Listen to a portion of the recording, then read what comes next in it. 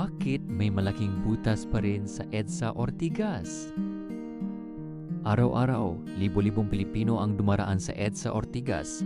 Marami ang napapatingin sa napakalaking hukay sa gilid ng kalsada, ngunit kakaunti lamang ang tunay na nakakaalam ng kwento sa likod nito. Hindi ito simpleng bakanteng lote. Hindi rin ito proyektong nakalimutan na lamang. Ang hukay na ito ay simbolo ng isang napakalaking pangarap na hindi natupad at isang paalala kung gaano kalaki ang epekto ng bawat taon ng pagkaantala sa isang construction project.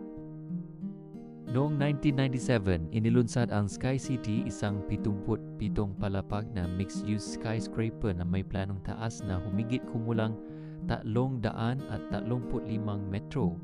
Kung natuloy, isa sana ito sa pinakamataas na gusali sa Pilipinas noong panahong yon. Ang proyekto ay pinangunahan ng E. Ganzon Incorporated at San Buena Realty Corporation na may tinatayang halaga na 5 bilyong piso. Nagsimula na ang paghuhukay at paghahanda ng pundasyon. Ibig sabihin, hindi na lamang ito plano, nasa yugto na ito ng aktual na construction. Ngunit bago pa man maitayo ang unang palapag, nahinto ang proyekto dahil sa mga kasong legal na isinampa ng ilang residente ng kalapit na Green Hills East Subdivision. Ang usapin ay umabot pa sa Korte Suprema at tumagal ng mahigit 12 taon. Noong 2010, nagpasya ang Korte Suprema na pabor sa developer. Sa papel, maaari nang ipagpatuloy ang proyekto, ngunit sa realidad, huli na ang lahat.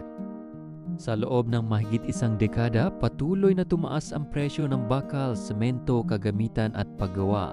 Ang dating 5 bilyong piso na proyekto ay umabot na sa humigit kumulang 7 bilyong piso.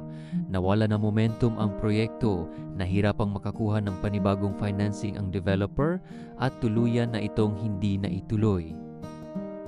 Isipin natin ito, sa construction, ang pinakamahal na gastos ay hindi palaging materyales o kagamitan, kundi ang oras. Bawat araw na walang progreso ay may katumbas na dagdag na gastos. Bawat taong naantala ang isang proyekto ay maaring magbago ang presyo ng materyales, interes sa pautang, kondisyon ng merkado at kakayahan ng developer na ipagpatuloy ang proyekto. Kung natuloy ang Sky City, maaari sana itong lumikha ng libu-libong trabaho, magdagdag ng commercial at office spaces at maging isa sa mga bagong landmark ng Metro Manila. Ngayon, mahigit 2 dekada na ang lumipas, patuloy pa ring nakatayo ang mga crane sa ating alaala, ngunit ang natitira sa lugar ay isang malaking hukay.